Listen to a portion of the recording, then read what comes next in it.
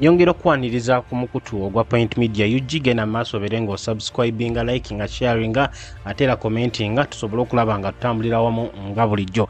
Waliwo olutalo olw'ebigambo osobola okukiyita bwotyo, osobola okukiyita cold war oba sinakindi osobola okukiyita embiranye eri wakati w'omukulu Honorable Robert Kyagulanyi Ssentamu Principal ow'ekibiina kya National Unity Platform awamu ne Mathias Mpuuga yali Deputy President we ate era nga eyali Leader of Opposition mu kibiina ekya National Unity Platform. Mathias Mpuuga mba mujjukira bulungi nnyo yava mu DP block n'agenda maaso okuba nti noyegatta ku kibiina kya NUP mu mwaka gwa 2020 era okuva olwo waliwo ebifo eby'enjawulo eby'amaanyi byasobodde okuba nti nno abeeramu wabula ensonga eya miliyoni 5 oba akasiima akamuweebwa ake kasobola okuba nti nno ate kamwawulamu n'obukulembeze obw'ekibiina era okuva olwo tuzze nga tulaba okuwanyisiganya ebigambo. Akakati gwali ku mukutu ogwa Point Media UG gye buvuddeko twalaba akatambi nga kutuyita mu nsonga omukulu Robert Kyagulanyi Ssentamu yagenda maaso okwogerako n'olupapula olwa Daily Monitor ku Sunday eyo ajetweka kuba emabega era mu lupapula olwo yagenda maaso okutegeeza nti waliwo abali mu kukozesa eyali Deputy President we ku nsonga ey'okuwandiisa ekibiina ekimanyikiddwako nga People Powers Front. Ogenda maaso n'okulaba nti ate Mathias Mpuuga yagenda maaso okukikulemberamu nga President era abeere nga yeesimbawo mu kalulu k'omwaka gwa 2026. Kakati no njagala kutegeeza nti wabaddewo envuumo eziwererako dda nti oba oliawo Mathias Mpuuga agenda kuba yeesimbawo wabula gye buvuddeko Mathias Mpuuga yagenze maaso okukola interview ku Radio M1 mu ggwanga eya Uganda emanyikiddwako nga KFM era ng'eno yasobodde okuba nti nno ayanikula omukulembeze ow'ekibiina kya National Unity Platform Robert Kyagulanyi Ssentamu. Nja kusaba tubeere nga tugenda mu katambi kano ate n'oluvannyuma komeo okwongera okuba tooki mu mbiranye erabika okuba nti nno weeri wakati w'ababiri bano. Let me also try to bring to your attention what I read in the Sunday Monitor, and because the NUP leader, the Honorable Robert Kyagulanyi, has told a section of the media that he told us Sunday Monitor that we run again in 2026, but he says the government is using you, the former NUP vice president and former leader of opposition, to register People Power as a political party. He says that the government is using you, that somehow you're being manipulated, and whatever you're done, it seems to be somebody has put you on a joystick of sorts. First of all, I was shocked but not surprised. I was only dismayed by the fact that the Daily Monitor, in its issue sometime some 2 months back, ran a whole text of parties registered and their sponsors. And there was People Power something front and the people behind it. I don't know why Mr. Kyagulanyi preoccupied with the name of Mathias Mpuuga. Probably he misses me so much. But I want to assure him that there's no amount of blackmail against me that is going to change what I am. And I pity him. Probably it confirms the fact what I hear, that lately he's a loner. The brain space at NUP has fizzled, and what is there is noise. If he had consulted his colleagues who have told him, please, we actually know the sponsor of PPF, because he was one of them. He was an assistant to their Secretary General. So I don't know why Mr. Kyagulanyi, for lack of what to do and say. In fact, I thought that statement was mental. So, but I forgive him. No, well, but let's face it. You have represented in the parliament for quite some time. You are a commissioner of parliament. You have been a leader of opposition. You're Ugandan with national repute. Wouldn't you naturally be preparing yourself to take your political, journey a notch higher, the presidency? Do I lack capacity to move and register a party? Does anybody have to use me? If I may ask, who used him to register NUP? I think if you host a leader of Honorable Kyagulanyi's stature, there should be put strict proof. Otherwise, rumor mongering does not augur well with position of leadership. I want to encourage Mr. Kyagulanyi to stick to building NUP. He talks about it as a party that has values. He's declared himself a candidate. I don't know which forum of the party actually elected him to be candidate. You know, you have NRM with himself a solo candidate, so you have a Kyagulanyi solo candidate with a party that has no constitution in its place. You call NMP, any leader in the NUP, and ask them to share with you a party constitution. These are the issues over which I was challenging them when I was part of them actively. And they failed to produce one. I told them to make a constitution. They fiddled with the kind of constitution. So I think he has no reason to speak about morality and values. He has no capacity to speak about values with his political method. How do you declare yourself a candidate without a party organ sitting declaring one? Are you intimidating others? Are you trying to suggest that you're a solo candidate over the party? Are you circumventing party processes? Are you aware that you are in Parliament on a NUP ticket, and before you say all these things, with the blessings of NUP, you are able to go to Parliament, and I'm sure the listeners are wondering, come 2026, will you be seeking another NUP card to run in that, maybe for the people of Nyando Mukongo to hire you again? Patrick, you seem to suggest that NUP is an individual. That I'm in Parliament because of an individual was magnanimous. I was part of NUP building processes. I made NUP what it is. I owe NUP, NUP owes me. There was no magnanimity. It was doing common good.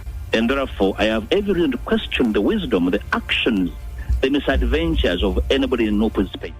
Gwe akyatambula naffe nnyongera okujjukiza nti oli ku mukutu gwa Point Media UG era weebale nnyo weebalire dda. Kakati nga bwe nkutegeezezza nga tunaaba kubanga tuwuliriza akatambi kano nti Mathias Mpuuga yeegatta ku kibiina kya NUP mwaka gwa 2020 ng'ava mu DP Block era nga y'omu ku abo abaweebwa ddala ekitiibwa okusinziira nti no bukulembeze asobolidde ddala okubuuliramu ddala akabanga era oba oliawo kyekimu ku ebyo ekyamuweesa okuba nti no ye leader of opposition oluvannyuma lw'akalulu k'omwaka gwa 2021 wabula ate mwaka gwa 2022 Honorable Mathias Mpuuga yagenda maaso okweteeseza akasiimo mu kakiiko aka Parliamentary Commission ensonga eyazuuliddwa mu mwaka guno gwennyini ogwa 2024 era nesobola okuba nti nno ereetawo oluwonko olw'amaanyi wakati wa Mathias Mpuuga n'obukulembeze bw'ekibiina ekya National Unity Platform. Saawa zino Mathias Mpuuga agenda maaso okutegeeza nti takkiriziganya na butya Robert Kyagulanyi Ssentamu bwaddukanya kibiina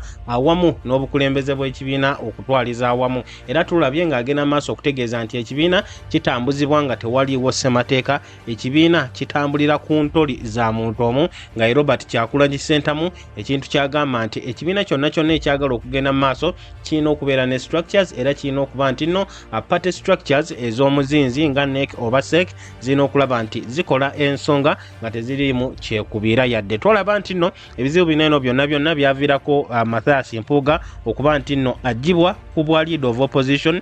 In fact, obwa leader of opposition bwamugibwako ng'ensonga zino tezinaba kuba nti nno zizuulwa wabula twalaba nti n'ab'ekibiina kya NUP bamuggyako obwa commissioner newankubadde akyaliyo olwa speaker Anita Among oluvannyuma lw'okugaana nti ye talabawo nsonga yonna lwaki Mathias Mpuuga abagibwayo. N'agibwako n'obwa deputy president akiikirira Central Region mu Buganda era ng'amyuka Robert Kyagulanyi Ssentamu awamu n'okulaba nti ne mu kibiina ekya NUP alabika okuba nga ne mu kalulu akajja mwaka gwa 2026 yandibanga tagenda kukomawo. Kakati no ekimu ku ebyo ebibuuzo Mathias Mpuuga byasobodde okuba nti nno addamu oba oliawo mu butanwa ategeezezza nti yabadde kwegamba nga akyogera mu past tense mu bintu ebyaliwo ekitegeeza nti mu kalulu k'omwaka gwa 2026 newankubadde ayagezezzaako nnyo nga bw'asobola okutegeeza nti akyali mu kibiina kya NUP Robert Kyagulanyi Ssentamu ajinza obutamuwa kaadi oba ekibiina kiyinza obutamuwa kaadi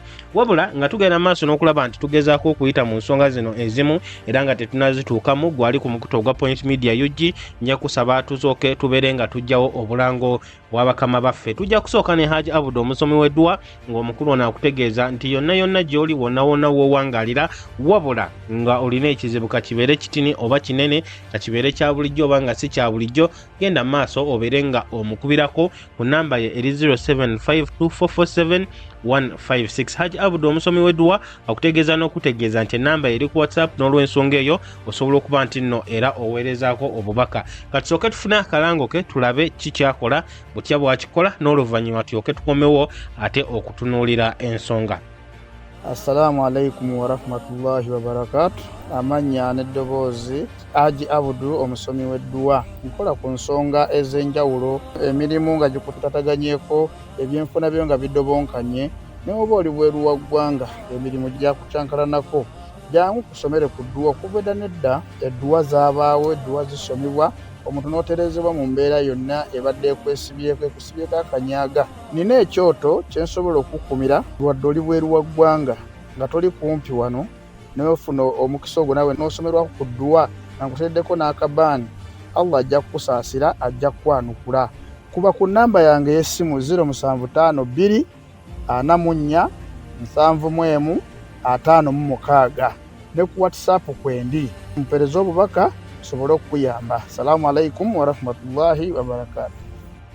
Era gwe akyekuumidde ku mukutu ogwa Point Media UG nyongera okujjukiza aba BF Suma oba bayita aba Bright Future International Hospital okuva mu ggwanga erya USA. Abakulu bano abakutegeeza nti eddagala lyabwe balikolera mu USA nga lituukagana n'omutindo bulungi nnyo, awo nno ne balyoka baleeta wano mu ggwanga erya Uganda ogenda maaso n'okulaba nti bakujjanjaba n'ekyo ekisingayo. Bakutegeeza nti bajjanjaba obulwadde mu baana abato, mu bavubuka awamu ne mu bakadde. Bakola ku nsonga ezisumbuwa abakyala awamu n'abaami. N'olw'ensonga eyo gwe wenna alumizibwa obulwadde nga buno wammanga, okuli pressure, ulcers, diabetes, obulwadde obw'amagumba, omutima oba obwongo, genda maaso obere ng'obutuukira. Bakola n'okukola ku nsonga ez'omu kisenge mu bakyala awamu n'abaami, ate era basooka n'okukola full general body check-up okwekebejja omubiri gwonna okumanya ki ekituufu ekikusumbuwa, awo nno n'ogenda maaso okufuna obujjanjabi nga naawe otegedde kiki ekiri mu kujjanjabibwa. Aba BF Suma bakutegeeza nti basangibwawo ku Kampala Road ku Greenland Towers opposite Bank of Uganda. Wabula bakutegeeza nti kikulu nnyo okusooka okubakubirako ku ssimu yaabwe n'obeera nga okola appointment n'omusawo, awo nno n'olyoka ogenda maaso okulaba nti ate obasisinkana. Ennamba nga zombi ziri ku WhatsApp ya Airtel eri 0700343154, ate namba ya MTN eri 0789904444. Beba BF Suma oba bayita aba Bright Future International Hospital okuva mu ggwanga erya USA. Kakati nga bwe mbadde nkyakunnyonnyola nti bukyanga ensonga ya miliyoni 5 oba akasiima kaweebwa Mathias Mpuuga, tusoose ne tutunuulira ku biki Mathias Mpuuga byageze maaso okwogera kati katono nnyo nga tetunnagenda ku mulamwa akwebyo ebiri mu katambi ke tuva okuwuliriza. Ate ku ludda olwa Robert Kyagulanyi Ssentamu bo bagenda maaso okutegeeza nti Mathias Mpuuga yakontana ne values z'ekibiina kya NUP okukkiriza akasiimo. Kyali si kya kibiina era kyali tekikola makulu n'akamu n'akeddagala. Ate era batutegeeza nako nti Mathias Mpuuga adda mu butuufu yali yakkiriza okwetonda, wabula ate oluvannyuma ne yeekyusiza mu kiti ng'embazi, ekintu ekyabeewuunyisa lwaki munnaabwe yali agenze maaso n'okuba nti nno akola bw'atyo. Wabula ebyo byonna Mathias Mpuuga yagenda maaso okubyegaana n'ategeeza nti teyakolako kintu kifaananako bwe kityo. Kakati mu kwogera ku kwegaana mu katambi kano atuwulidde Honorable Mathias Mpuuga ng'agenda maaso okwegaanira ddala nno ng'ategeeza nti akyannaku okuba nti nno Robert Kyagulanyi Ssentamu pulezidenti w'ekibiina ekiramba avaayo okwogera ebigambo ebitaliiko amatuna magulu, ekintu ekirabisa okuba nti nno ate kigenda kuba kittattanya erinnya lye ye ng'omuntu. Robert Kyagulanyi Ssentamu nga bwe tutegeddeko nti mu Sunday Monitor olunaku olwa Sunday weekend eyo gye twakakuba amabega yagenda maaso n'okutegeeza nti bo nga mu kibiina kya NUP bamanyiko nti waliwo enteekateeka okuva mu gavumenti nga bano bagezaako kukozesa mwami Mathias Mpuuga okulaba nti bawandiisa ekisinde ekya People Powers Front ng'ekibiina ky'ebyobufuzi, era mu kalulu k'omwaka gwa 2026 abeere nga yeesimbawo ku bwa pulezidenti. Kakati nga we tuwulidde Mathias Mpuuga yeewuunyiza lwaki omukulu Robert Kyagulanyi Ssentamu erinnya lye aliremeddeko nnyo nti buli kaseera aba alyogerako era n'ategeeza nti oba oliawo amusobwa wabula ekintu ku bimu ku ebyo byagendedde ddala maaso okuggumiza mu interview ez'enjawulo mu ntuula z'abamawulire awamu ne ku oba oliawo mu kwogerezeganyako ne bannayuganda agenze maaso okutegeeza nti tewaliwo blackmail tewaliwo nsonga yonna yonna eyinza kumuteekebwako ng'egenda kwonoona erinnya lye oba okukyusa ebyo byakkiririzaamu. Mathias Mpuuga enfunda tuzirabyeko enfunda eziwerako tumulabye ng'avaayo okutegeeza nti ekimu ku kigendererwa kyabo abali mu kibiina ekya National Unity Platform oba oliawo ne Robert Kyagulanyi Ssentamu kennyini kyekyokuba nti nno boonoona erinnya lye wabula Mathias Mpuuga yavaayo n'abategeeza kine babawa emyaka 5 tebasobola kufuuka kitundutundu kuki ekyo kyali. Kakati mu katambi wano eno atumuwulidde ng'ategeeza nti teriiyo kumuwaayiriza kugenda kwenkana kutya kujja kuba nti nno kuttattanya erinnya lye era ajja kuba takyusa ekyo kyonna kyonna kyagenda mu maaso nakuba nti nno akkiririza. Mu kiseera kyekimu Mathias Mpuuga yogedde ku nsonga y'okuba nti nno Robert Kyagulanyi Ssentamu yavaayo okwongera okukkaatiriza era okulangirira nti mu kalulu k'omwaka gwa 2026 ajja kuba yeesimbawo obukulembeze bw'eggwanga lyattu erya Uganda. Jjukira nti nno atulabye ebibiina eby'enjawulo twalabako Mwami Yoweri Kaguta Museveni owa NRM gye buvuddeko twalabyeko omukulu Patrick Amuriat Oboy ng'alangirira nti ye nga president aliko ssaawa zino agenda kuba teyeenyigira mu kalulu k'omwaka gwa 2026 ku kibiina ekya FDC wabula ate Secretary General we ssaawa zino Nandala Mafabi yagenda okuba nti nno yeesimbawo. Kakati nno ne Robert Kyagulanyi Ssentamu yayongera okuvaayo okukkaatiriza nti ddala kituufu newankubadde ensonga tezitambula bulungi naddala eri abo abali ku ludda oluvuganya gavumenti ajja kuba ayongera okwesimbawo okuteeka akazito ku Mwami Yoweri Kaguta Museveni. Kakati nno ensonga eno Mwami Mathias Mpuuga nayo alabika okuba nti nno agikubamu ebituli kubanga okusinziira ku ye ategeeza nti ekibiina kyekirina okuvaayo okulangirira ani agenda okukikiikirira mu kalulu era ategeeza nti singa ekibiina kino kibadde ne ssemateeka awamu ne party structures ezikola obulungi oba oliawo Robert Kyagulanyi Ssentamu yandibadde tavaayo kwogera nga ssekinnoomu mu kifo ky'okulinda ekibiina ogenda maaso n'okutegeeza kiki ekituufu ekiri mu kugenda maaso. Mathias Mpuuga mu katambi ako ategeezezza nti bulijjo awulira nti Kyagulanyi loona kwegamba omuntu akola ebintu obwomu nga tasoose kwebuuzaako oba tasoose yadde n'okubanga ayagala okuwabulwa okuva eri abo abamwetoolodde wabula buli kimu kyonna kyonna ekijja n'agenda maaso okuba nti nno ate akyesalirawo ye nga bw'aba alabye.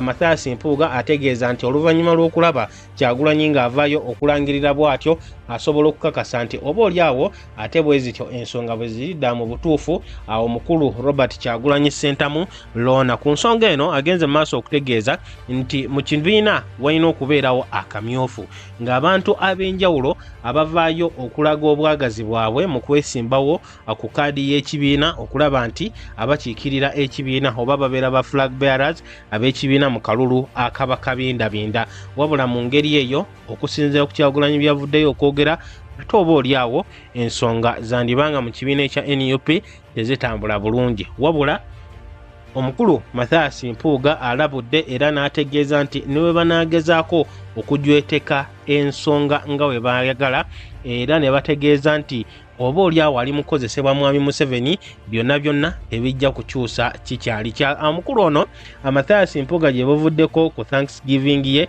mu bitundu by'e Masaka yasobola okutegeeza akwaba abaali beebuuza ebibuuzo ebiwererako ddala ekisookera ddala oba agenda kuba avuganya Kyagulanyi ku bukulembeze bw'ekibiina kya NUP ekibuuzo ekirala oba agenda kuba akolawo ekibiina ekikye ku bubi oba sinakindi okwegatta ku kibiina ekirala abeere nga yeesimbawo ku bukulembeze. Mathias Mpuuga yavaayo nga nnyonnyola nti ddala mu butuufu asobolera ddala okubeera pulezidenti w'ekibiina kya NUP. Obusobozi abulina n'ensonga eziyinza okuba nti no zimwetaagisa okutuukirira okubeera mu kifo ekyo azirina bulungi nnyo okusinziira ku bbanga ly'amaze mu byobufuzi ate era alina n'obusobozi okukolawo ekibiina ekikye ku bubwe mu kiseera kyekimu era asobola okubeera omukulembeze w'eggwanga erya Uganda. Kakati Mathias Mpuuga yeewuunya lwaki omuntu aba avaayo okutegeeza nti wabanga agenda kwesimbawo ate walina kubeerawo muntu mulala amukozesa alyoke ajje yeesimbawo, kubanga bwe tuba tujjukira bulungi nnyo Robert Kyagulanyi Ssentamu yavaayo okutegeeza nti waliwo abali emabega wa Mathias Mpuuga era nga gavumenti yeri emabega we okugezaako okulaba nti emusimbawo nga omu ku abo abagenda okuvuganya ku bukulembeze bw'eggwanga lyattu erya Uganda. Kakati Mathias Mpuuga agamba nti asekerera oyo aba alowooza bw'atyo kubanga ye ng'omuntu ku ddaala lyaliko ku ebyo byasobodde okuyita era n'entegeera ye mu byobufuzi mu ggwanga erya Uganda ekimwetaagisa muntu kusooka kumukozesa oba kusooka kumutuma, wabula naye amanyi bulungi nnyo ekyokukola. Mu katambi kano ntandise nga nkutegeeza nti waliwo ekirabika ng'embiranye oba kyoyinza okuyita cold war oba okuwanyisiganya ebigambo okuli mu kugenda mu maaso, ate buli tuba tusuubira nti oba oliawo akukkakanyeemu ate omuliro gwongera okubumbujja era obunkenke ne busobola okuba nti no bweyongera ddala okukula. Katulindirire okulaba butya ensonga zino zigenda okuba nti no zeyongera mu maaso, wabula nga Mathias Mpuuga ategeezezza nti Kyagulanyi ne waba amusubwa tekitegeeza nti oba oliawo ate atandike okumwogererako oba okumwogerako buli wabanga ayagadde era mu ngeri yonna gy'aba ayagadde. Katulindire ekisookera ddala okulaba Mathias Mpuuga anajjira mu kibiina kye oba nedda, yanaddayo mu NUP oba nedda, anayegatta ku Mwami Museveni oba nedda. Byonna birindire wano ku mukutu ogwa Point Media UG. Genda maaso obeere ng'osubscribinga, likinga, sharinga ate era commentinga, tubeere nga tutambulira wamu nga bulijjo. Kambeere nga mbaagaliza olunaku olulungi, amubeere bulungi era mweraba.